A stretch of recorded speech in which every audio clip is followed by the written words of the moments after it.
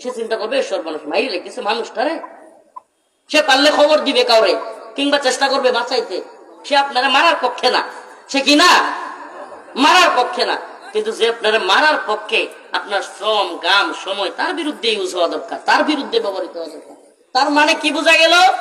আমরা মুমিন ভাইদের ব্যাপারে, একে অপরের ব্যাপারে থাকবো নরম।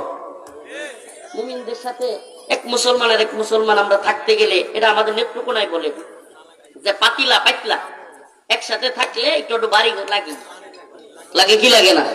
তা আমরাও একসাথে থাকি, একটু একটু ঝামেলা হইতে, কিন্তু এক মুসলমান আর এক মুসলমান রে মেরে ফেলবে, হাড়গুড় ভেঙে দিবে, এটা যেন কখনো না হয়, এটা যেন কোনোভাবেই না হয়, এটা এলাও না। আল্লাহ এবং তার রাসূল আপনার আমার জন্য অপর মুমিন ভাইয়ের জান মাল ইজ্জত সম্মান রক্ত সবকিছু হারাম করছে। কি করছে? হারাম করছে। আর যেগুলোর হালাল করছেন ওগুলোর কাছে না গিয়া নিজের বাইরে বাড়ি দেওয়া, এটা কি বুদ্ধিমানের কাজ? হ্যাঁ, আমরা কেউ এগুলো করবো? প্রিয় ভাইরা আমার, বন্ধুগণ আমার, তো দুইটা বললাম, এক শাহওয়াত যৌন শক্তি, আরেকটা হলো রাগ ক্ষোভ, আরেকটা হলো ক্ষুধা, পেটের ক্ষুধা। এটা মনে রাখবেন, স্বাভাবিকভাবে খাইতে না দিলে চুরি করে হইলেও খাবে, একদিন দুই দিন। আরে এই ক্ষেত্রে বুজুর্গি চলবে না ভাই, কেউ ক্ষুধার তাড়না সহ্য করতে পারে না। আল্লাহ পাক এইভাবেই সৃষ্টি করেছেন। আর এটা একটা পরীক্ষা। আপনি কি মনে করছেন? ক্ষুধার চাহিদা, যৌন চাহিদা, এই দুইটা না থাকলে আপনি দেখেন তো দুনিয়ার মানুষ প্রায় সব ফেরেশতা হয়ে যাইত, ফেরেশতা থাকতো। ক্ষুধারও তাড়না নাই, যৌন চাহিদা নেই, শাহওয়াত, এই দুইটা জিনিসের চাহিদা আল্লাহ পাক মানুষকে দিয়েছেন পরীক্ষা করবার জন্য। নাহলে পরীক্ষা করবেন কি দিয়ে? মানুষ যদি খাওয়া না লাগতো দুনিয়া সব অলস থাকতো, ঠিক না? খাওয়া না লাগলে ঘুমের চাহিদা হইতো না, খাওয়ার কারণে ঘুমের চাহিদা হয়। না খায় ঘুমাইতে পারবেন না, না খায় ঘুমাইতে পারবেন না। ঘুম খাওয়ার সাথে সম্পৃক্ত। খাওয়ার কারণে শরীর ঘামে, শরীরের মধ্যে হরমোনের গ্রোথ বাড়ে। হরমোনের গ্রোথ কেন বাড়ে? বেশিক্ষণ গোসল না করে থাকলে শরীর গন্ধ করে। কেন? ওই যে ভিতর থেকে আপনার গাম জ্বরে। কেন গাম জ্বরে? কারণ আপনি খান। সবকিছু খাওয়ার সাথে সম্পৃক্ত শারীরিক ভাবে। আল্লাহ মাফ করুক, বিজ্ঞান এটাও বলে যারা জেনে শুনে সুন্দর ফল ফ্রুট বা ভালো কিছু খায় এরা বেশি দিন বাঁচে। হায়াত তো যতদিন আছে বাঁচবে, কিন্তু শক্তি থাকে শরীরে, কি থাকে? ফিটনেস ঠিক থাকে। খাওয়া দাওয়ার মধ্যেও যে কন্ট্রোলিং করে, কি খাবে কি খাবে না, কোনটা খাওয়া যাবে কোনটা যাবে না, এগুলো বাছাই করে খায়, এরা বেশি দিন ফিটনেস ঠিক রাখে। কি রাখে?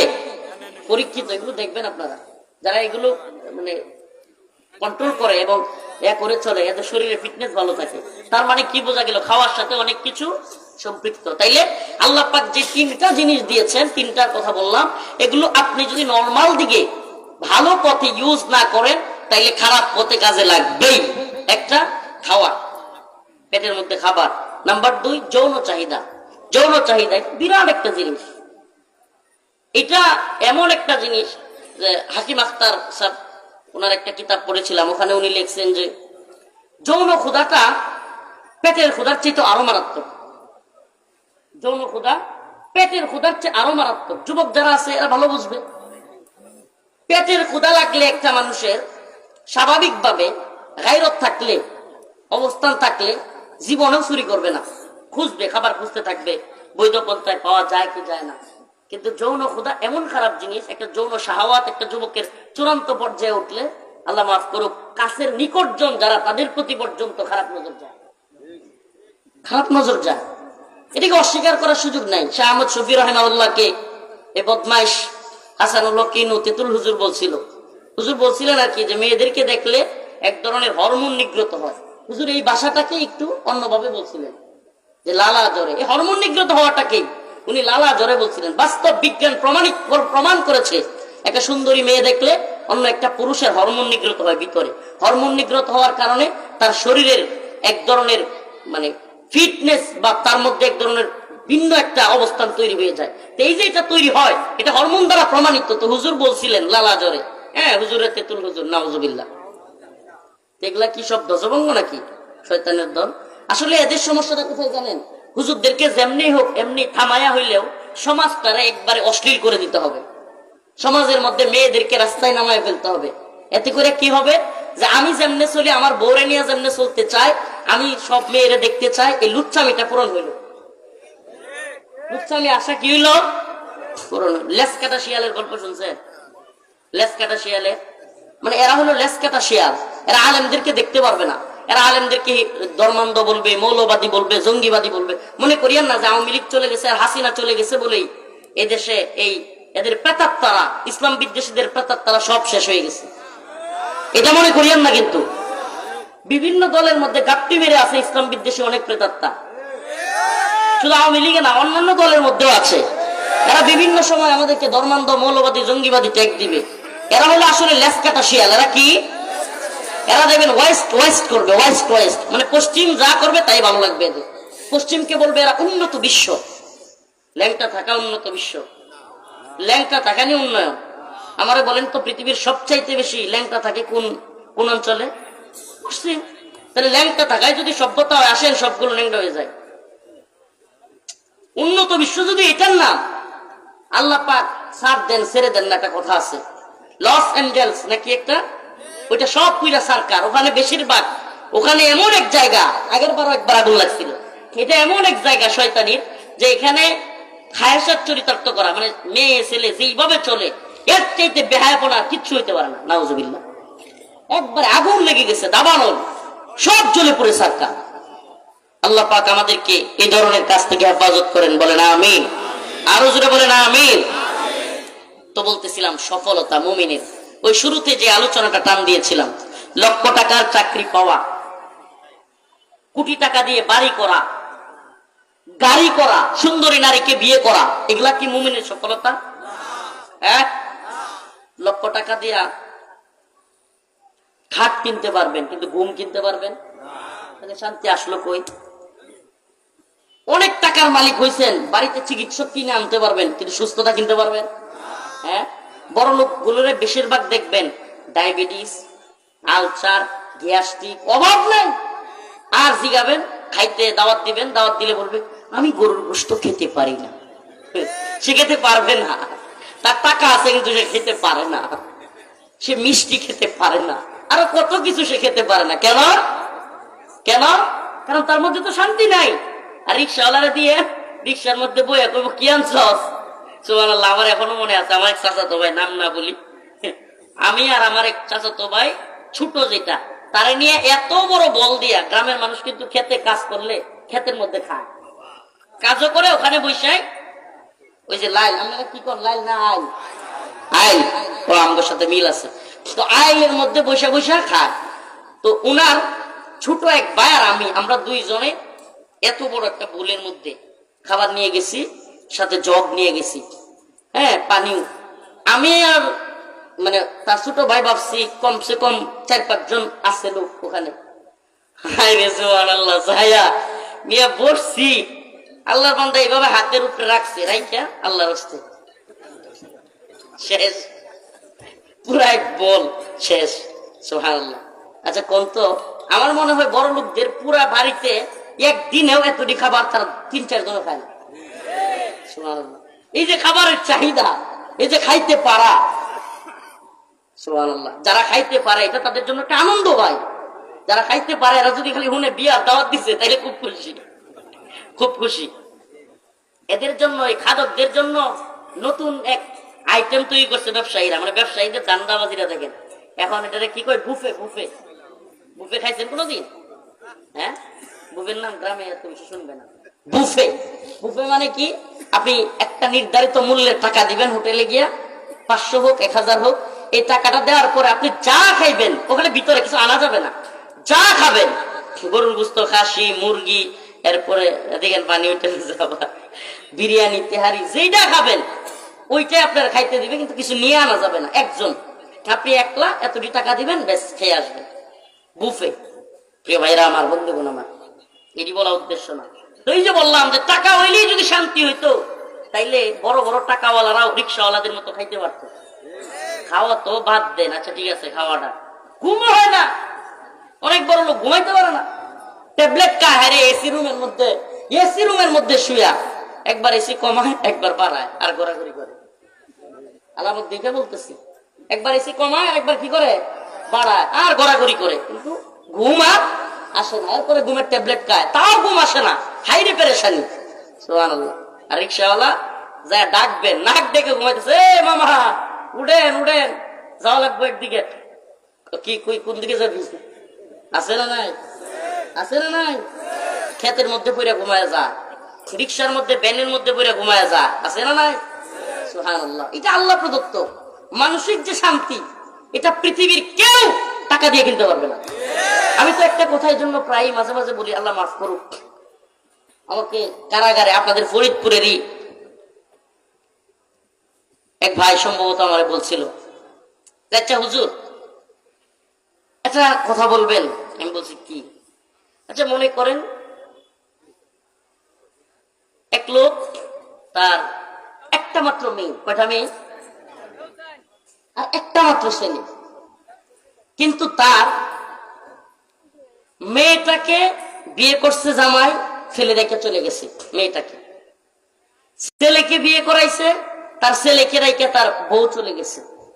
এখন তার ছেলের নাতিও কান্দে, মা রাইনা দাও, মেয়ের নাতি কান্দে, বাবা রাইনা দাও।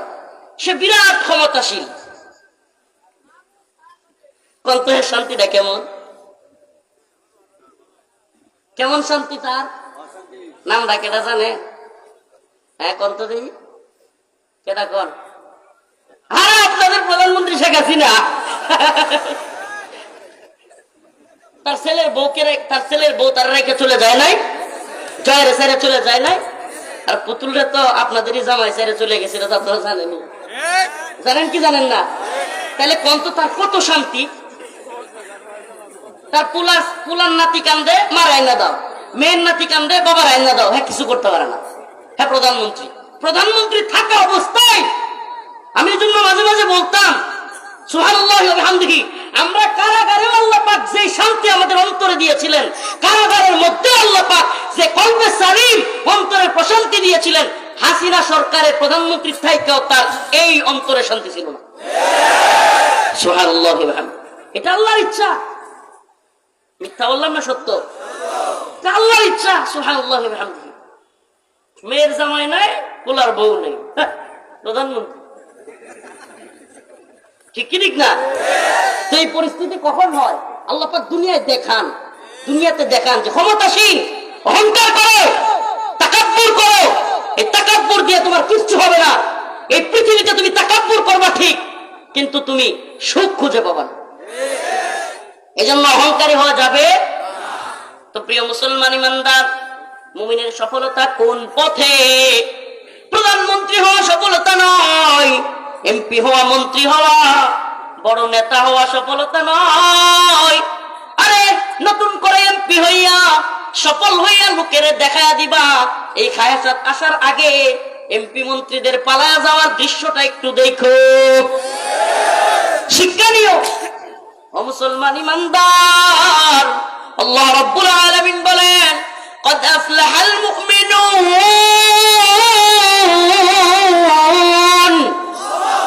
الذين هم في صلاتهم خاشعون। সুবহানাল্লাহ। আল্লাহ পাক তো ভিন্ন কথা বলেন। আমরা মনে করি লক্ষ টাকার বেতনের মধ্যেই সফলতা, আমরা মনে করি কোটি টাকার বাড়ির মধ্যে সফলতা, আমরা মনে করি বড় চাকরি করার মধ্যে সফলতা, আমরা মনে করি সুন্দরী বউ পাওয়া সফলতা। আল্লাহ রাব্বুল আলামিন বলেন, না না না ও মুমিন, এগুলো তোর সফলতা নয়। আমার আল্লাহ বলেন, ফামা যুহজিহা আনিন নার ওয়া উদখিলাল জান্নাতা ফাকাদ ফাজ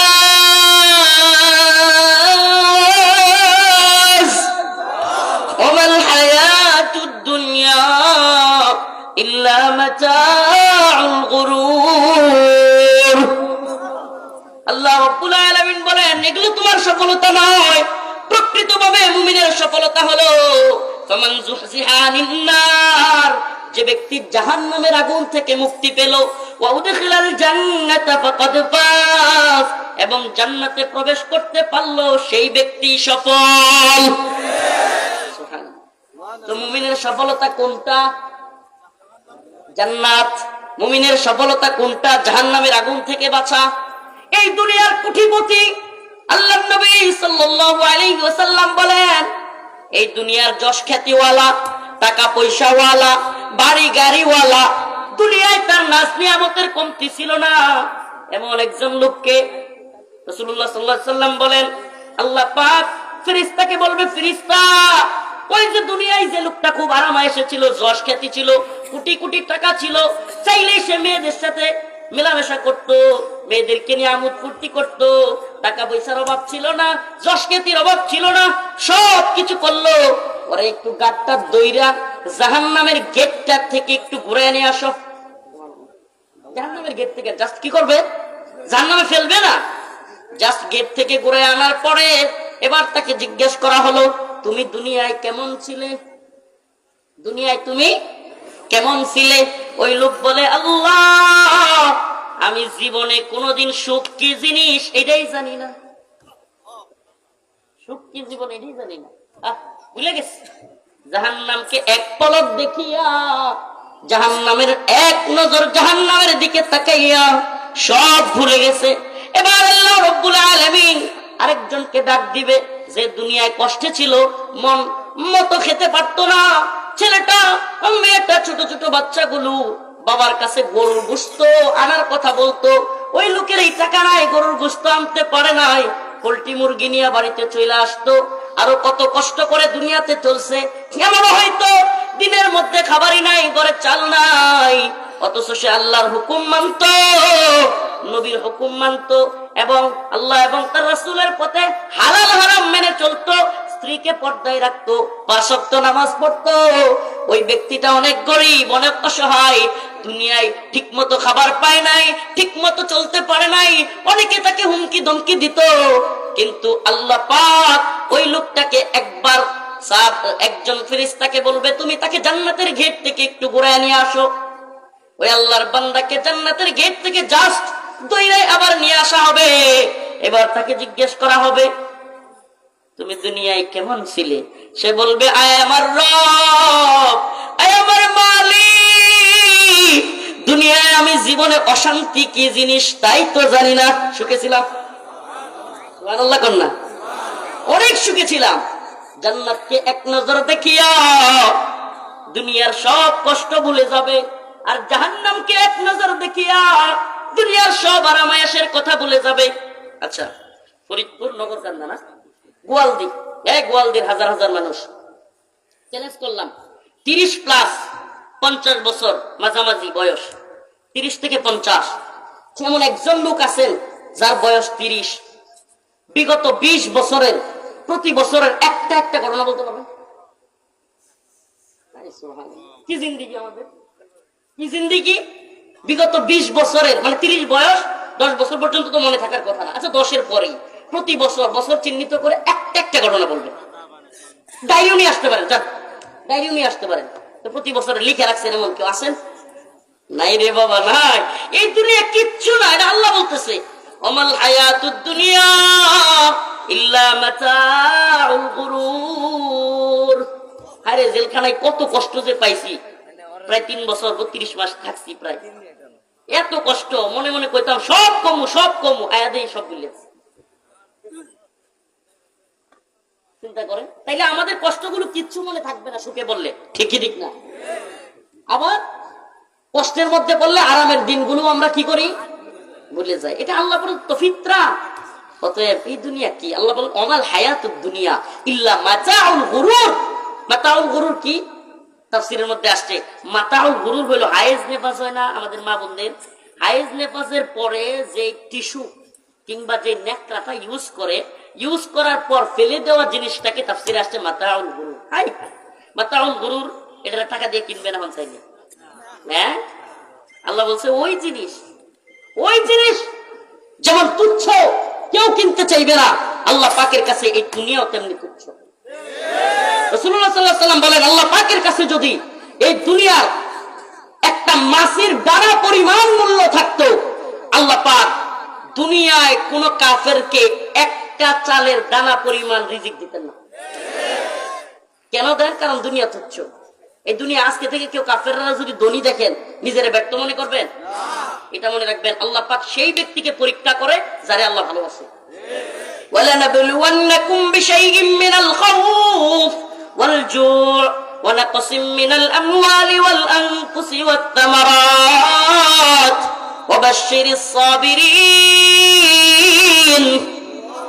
আল্লাহ পাক বলেন অবশ্যই অবশ্যই তোমাদেরকে পরীক্ষা করা হবে ওয়ালানাবলুওয়ান্নাকুম অবশ্যই অবশ্যই তোমাদেরকে পরীক্ষা করা হবে বিশাইইন মিনাল খাউফি ওয়াল জু' ভয় দ্বারা দারিদ্রতা দ্বারা ওয়ানাকসিম মিনাল আমওয়ালি ওয়াল আনফুস তোমাদের জান মালের ক্ষতির দ্বারাও তোমাদেরকে পরীক্ষা করা হতে পারে ওয়াবাশশিরিস সাবিরিন কিন্তু আল্লাহ পাক ধৈর্য ধারণকারীদের জন্য সুসংবাদ দিয়েছেন সুবহানাল্লাহ অন্য জায়গায় আল্লাহ বলেন ইন্নাল্লাহা মা'আস সাবিরিন আল্লাহ পাক ধৈর্য ধারণকারীদের পাশে আছেন সুবহানাল্লাহ তাহলে কি বোঝা গেল এই দুনিয়ায় কোনো কাফেররে কোটিপতি দেখলে খুব ক্ষমতাশীল দেখলে আফসোস করব আল্লাহ নিজে বলেছেন যে দুনিয়াটা তো কাফেরদের জন্য রাসূল বলেছেন আর দুনিয়া সিজনুল মুমিন ওয়া জান্নাতুল কাফির কাফেরদের জন্য এই দুনিয়াটাকে আল্লাহ পাক জান্নাতের মতো বানাইছেন আর মুমিনদের জন্য দুনিয়াটা একটা জেলখানা স্বরূপ জেলখানা মানে কি সব লোক জেলখানায় যেতে হইব না এই হাদিসের ব্যাখ্যা হলো মুমিনদের জন্য জেলখানা মানে হলো মুমিন এই দুনিয়ায় যা ইচ্ছা তাই করতে পারেন আচ্ছা বলেন তো কোন